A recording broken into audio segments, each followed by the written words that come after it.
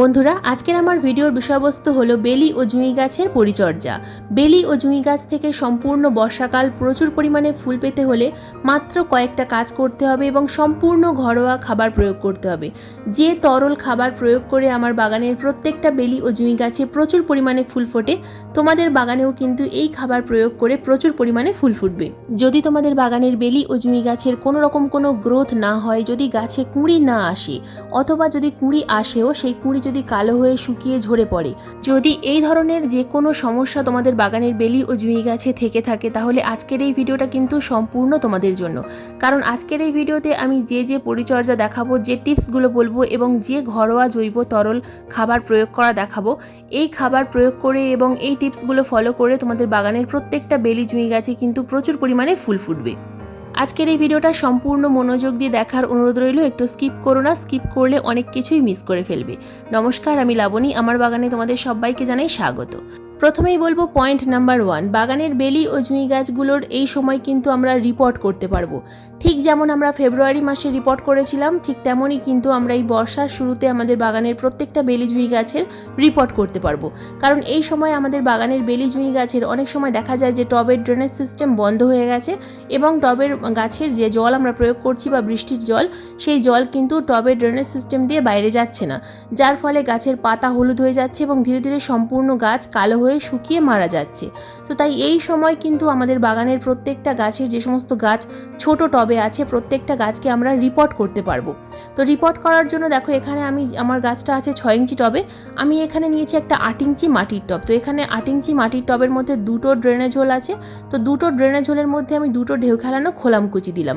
ঢেউ খেলানো খোলামকুচি দেওয়ার পর দিয়ে দিলাম সামান্য পরিমাণ লাল মোটা দানার বালি। কারণ সরাসরি মিডিয়া দিলে অনেক সময় দেখা যায় যে ড্রেনেজ হোলের মুখ বন্ধ হয়ে যায়। তাই প্রথমে কিন্তু কোকোপিট অথবা লাল মোটাদানার বালি দিয়ে ড্রেনেজ হোলটাকে খুব ভালোভাবে তৈরি করতে হবে। এরপর তৈরি করতে হবে মিডিয়া। তো আমার এখানে মিডিয়া অলরেডি তৈরি করা আছে। তো এই মিডিয়াটা আমি কিভাবে তৈরি করেছি সেই নিয়ে আমি ডিটেলসে ভিডিও দিয়েছি। তো সেই ভিডিওর লিঙ্ক আমি ডেসক্রিপশন বক্সে দিয়ে দেবো, অথবা ভিডিওর প্রথম যে ফার্স্ট কমেন্ট আমি পিন করে দেবো। তো এখানে দেখো, সেই মিডিয়াটা আমি কিছুটা পরিমাণ প্রথমে ভরে নেব। প্রথমে টবের অর্ধেকটা পরিমাণ মিডিয়া ভরে নেব এবং হাত দিয়ে ভালোভাবে চেপে চেপে দিতে হবে। এরপর যে গাছটা আমরা রিপোর্ট করব, সেই টব থেকে গাছটাকে খুব সাবধানে বাইরে আনতে হবে। প্রথমে টবের মিডিয়াতে 2 দিন জল প্রয়োগ করা যাবে না। 2 দিন অথবা 1 দিন জল প্রয়োগ না করলেই প্রথমে দেখবে যে টবের মিডিয়াটা শুকিয়ে গেছে। তো শুকিয়ে গেলে টব থেকে গাছটাকে বের করা খুব সুবিধে হবে। এরপর দেখো, ট্যাপ করে আমি গাছটাকে কিন্তু খুব সাবধানে বাইরে আনলাম এবং এই রুট বল কিন্তু আমি কোনো রকমভাবে ভাঙবো না। রুট বলের কিনারা বরাবর আমি কিছুটা পরিমাণ মিডিয়া ভরে দেবো এবং গাছটাকে খুব ভালোভাবে প্রতিস্থাপন করে দেবো। সাইডে যে গ্যাপগুলো আছে, এই গ্যাপের মধ্যে মাটি ভরে দিয়ে খুব ভালোভাবে চেপে চেপে গাছটাকে প্রতিস্থাপন করতে হবে। এখন যদি তোমরা নতুন গাছ নার্সারি থেকে কিনে আনো, তাহলে সেই গাছ এই একই রকমভাবে রিপোর্ট করতে পারবে বা প্রতিস্থাপন করতে পারবে। মিডিয়া কিভাবে তৈরি করেছি জানতে হলে সেই ভিডিওটা কিন্তু অবশ্যই দেখে নেবে, তবেই তোমরা কিন্তু মিডিয়াটা তৈরি করে গাছ প্রতিস্থাপন করতে পারবে। শুধুমাত্র বেলি ও জুঁই গাছ নয়, বাগানের যে কোনো গাছ কিন্তু এই বর্ষায় তোমরা সেই মিডিয়া দিয়ে প্রতিস্থাপন করতে পারবে। তো কিভাবে মিডিয়াটা তৈরি করেছি সেই ভিডিওটা অবশ্যই দেখে নিও। তো দেখো, আমি কিন্তু খুব ভালোভাবে মিডিয়াটা দিয়ে চেপে চেপে গাছটাকে প্রতিস্থাপন করে দিলাম, কোনো রকম যেন গ্যাপ না থেকে যায়। প্রতিস্থাপন করার পর দিতে হবে ভরপুর মাত্রায় জল, এবং জল দেওয়ার পর লক্ষ্য করতে হবে যে টবের ড্রেনেজ সিস্টেমটা ঠিকঠাকভাবে তৈরি হয়েছে কিনা। যদি জল দেওয়ার পর লক্ষ্য করো যে 1 মিনিটের মধ্যেই জলটা বাইরে বেরিয়ে যাচ্ছে, তাহলে বুঝতে হবে যে ড্রেনেজ সিস্টেম ঠিক আছে। কিন্তু যদি দেখা যায় যে উপরে জলটা অনেকক্ষণ পর্যন্ত জমে থাকছে, তাহলে বুঝতে হবে যে ড্রেনেজ সিস্টেম ঠিক নেই। তবে আমি যেভাবে দেখালাম এইভাবে তৈরি করলে, মিডিয়া তৈরি করলে এবং ড্রেনেজ সিস্টেম যেভাবে দেখালাম এইভাবে তৈরি করলে জল কিন্তু কিছুক্ষণের মধ্যেই বেরিয়ে যাবে। এবার আসি পয়েন্ট নাম্বার 2, যদি তোমাদের গাছে এখনো পর্যন্ত কুঁড়ি না আসে, তাহলে প্রথম যে কাজটা করতে হবে সেটা হলো প্রুনিং। বন্ধুরা, আমাদের বাগানের বেলি ও জুঁই গাছ বৃষ্টির জল পেয়ে কিন্তু খুব তাড়াতাড়ি লম্বা লম্বা ডাল তৈরি হয়ে যায়। তো এই লম্বা লম্বা ডালে খুব একটা কুঁড়ি আসে না। তাই আমাদের এই বর্ষার শুরুতেই প্রত্যেকটা গাছের প্রুনিং করতে হবে। তো প্রুনিং করার জন্য দেখো, একটা কাটার নিতে হবে এবং কাটার দিয়ে প্রত্যেকটা ডাল, যে লম্বা লম্বা ডাল হয়ে গেছে, এই ডালগুলোকে আমাদেরকে কাটাই ছাটাই করতে হবে।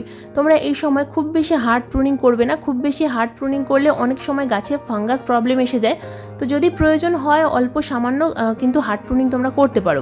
তবে হার্ড প্রুনিং করলে সেই গাছে অবশ্যই ফাঙ্গিসাইডের প্রলেপ লাগাতে হবে। তো আমি যেভাবে কাটাই ছাটাই দেখাচ্ছি, এইভাবে করে তোমরা কিন্তু অবশ্যই যে কোনো ভালো মানের ফাঙ্গিসাইড স্প্রে করে দেবে। তো তো এইভাবে প্রুনিং করার পর তোমরা লক্ষ্য করতে পারবে যে সাইড থেকে প্রচুর পরিমাণে ব্রাঞ্চ আসছে এবং নিচের দিক থেকেও কিন্তু প্রচুর পরিমাণে ব্রাঞ্চ আসবে। তার কারণ আমরা যখন উপরের দিকে ব্রাঞ্চ কাটবো তখন নিচের দিক থেকে শাখা আসবে, অর্থাৎ ব্যাসাল শুট আসবে। ঠিক যেমন গোলাপ গাছে আসে ঠিক তেমনই কিন্তু এই বেলি ও জুঁই গাছে প্রচুর পরিমাণে ব্যাসাল শুট আসবে। তো এই সময় অবশ্যই তোমরা কিন্তু প্রুনিংয়ের কাজটা করে ফেলো। এরপর পয়েন্ট নাম্বার 3, আমাদের বাগানের প্রত্যেকটা বেলি ও জুঁই গাছের টবের মিডিয়াতে আগাছা পরিষ্কার করতে হবে।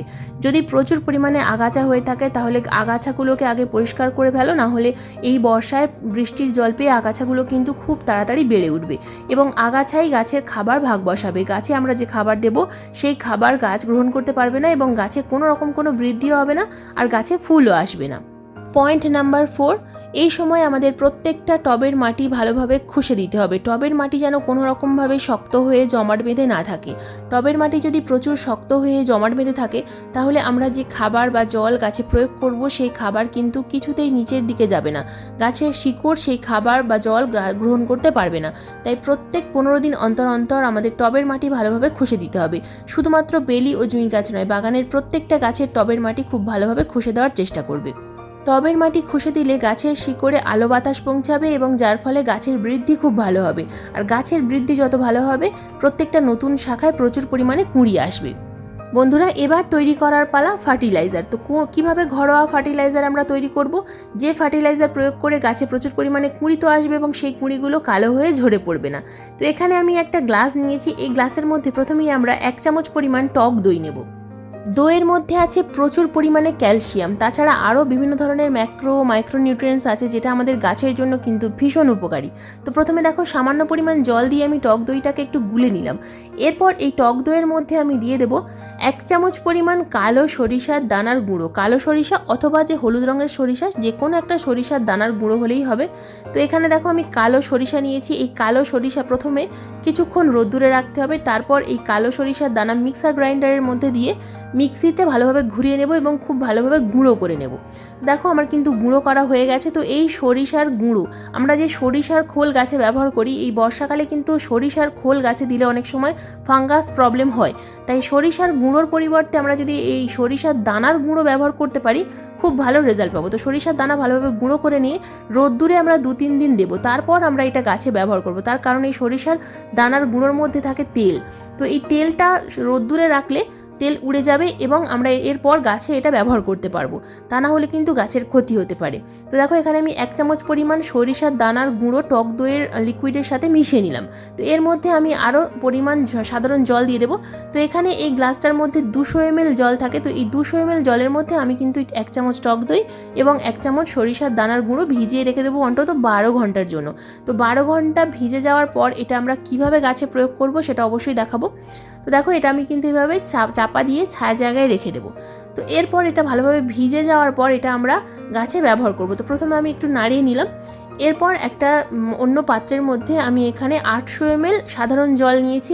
এই 800 ml সাধারণ জলের মধ্যে আমি 200 ml যে লিকুইডটা তো খাবারটা তৈরি করলাম এই লিকুইডটা আমি জলের সাথে মিশিয়ে নেব। এরপর এই লিকুইডটা ভালোভাবে মিশিয়ে নেব এবং গাছে প্রয়োগ করব। তবে এর সঙ্গে আমি আরও একটা উপাদান মেশাবো। তো সেটা আমরা কি মেশাবো, সেটা হলো ঘরোয়া কাটিং এড পাউডার। তো কাটিং এড পাউডার মার্কেট থেকে আমরা যেগুলো নিয়ে আসি সেগুলো অনেক সময় আমাদের হাতের কাছে থাকে না। তো তার পরিবর্তে আমি এখানে নিয়েছি দারুচিনির পাউডার।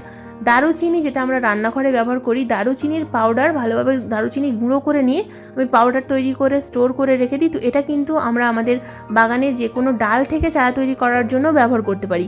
দুর্দান্ত রেজাল্ট পাওয়া যায়। দেখো কাটিং এড পাউডার যেভাবে জলের মধ্যে মিশতে চায় না, তো এই দারুচিনির পাউডারও কিন্তু সেম একই রকমভাবে জলের সাথে প্রথমে মিশতে চাইবে না।